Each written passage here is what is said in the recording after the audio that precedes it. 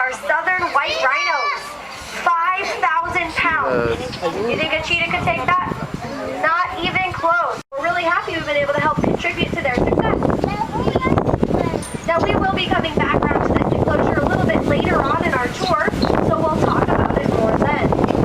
They'll go their entire lives without seeing one drop of water or rain, so the environment that we're in here right now with all this rain, they wouldn't be used to that in the wild. And they've kind of got this undercoat, it's a baby coat, kind of like a baby blanket. And the moms, you'll see that they have a very different color. They're actually a lavender or almost a... Mothers, why would you not want to give birth to something with horns? It wouldn't feel very good, right? All mammals that develop these massive horns, they get them later on in life. They're born without them to assist mother on the birthing process as well as nursing. I want to breed with you, and she's doing what's called token avoidance. She's eating and pretending like he's not there. So she's just saying, oh, I don't know you're there, I'm just going to keep eating, and he will stand there until she gives in. So it'll be days, sometimes shorter, but he will stay there because he can actually tell. He can. Babies right now, they're doing a little bit of head button, they're kind of moving their heads together, and you'll see the other babies kind of standing behind mom, really wanting to nurse, and mom's starting to wean the baby, so she's got to kind of run away every time he wants to nurse. Our animals are fed so well here that the females just...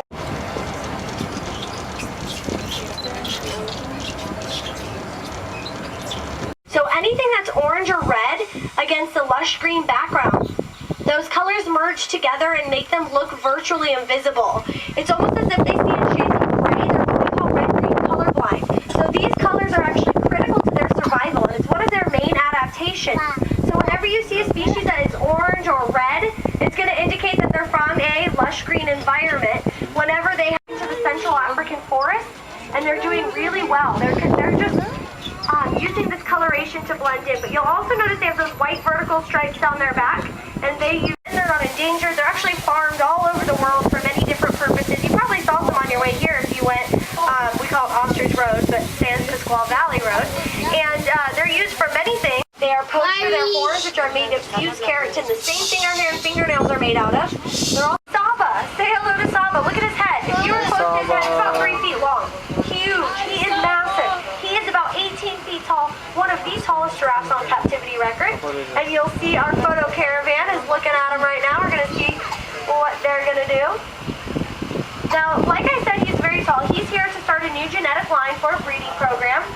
And there's actually a rule of tongue with giraffes. For every foot of height, they have a couple of days. And so they kind of stand and they don't really know what to do with themselves. So now it looks like they're kind of resting. But we do have some of our babies out here. The youngest ones in this enclosure were born about last July. So they're almost a year old. So think of the ones that we saw. And now look at this one closest to us sitting down. That's how fast they grow. Within 1 year, they can double in height. They can be about 12 feet tall. Now this is a Sampu. She was born last June 21st. And I know that because it was my birthday. I told her it was a great day to come out, and she did. But this is her right here.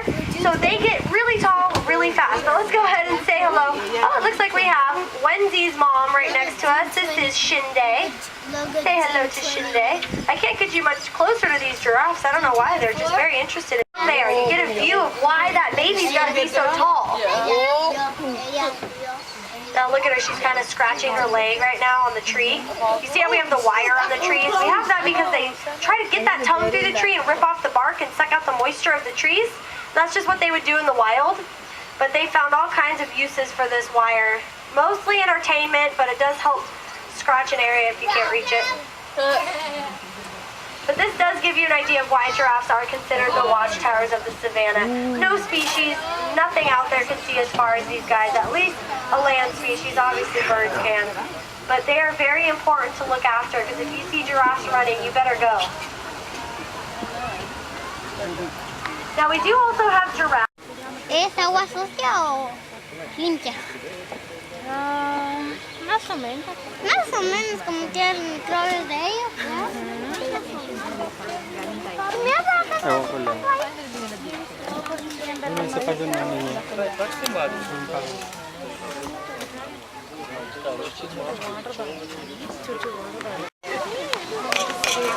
That little guy back there?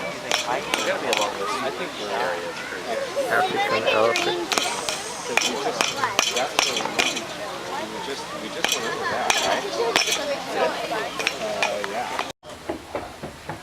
Condor.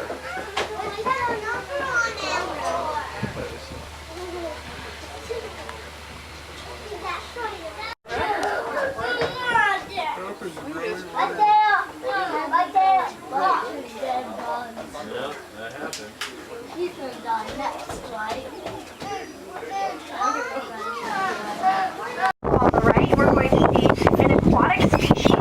These are called red lechwe. Again, look at the coloration, more of that orange color. They're from an area called the Okabanga, where there's large deltas. Water's always in there. So basically what they do is, in order to get to these small islands, they kind of have to swim. So they have really strong back legs, and they actually swim. If you take a look on the left, you'll see the sable antelope. But if you look towards the very front of the vehicle on the left, you're going to see two large white ostriches right in the dirt. So kind of hop your eyes over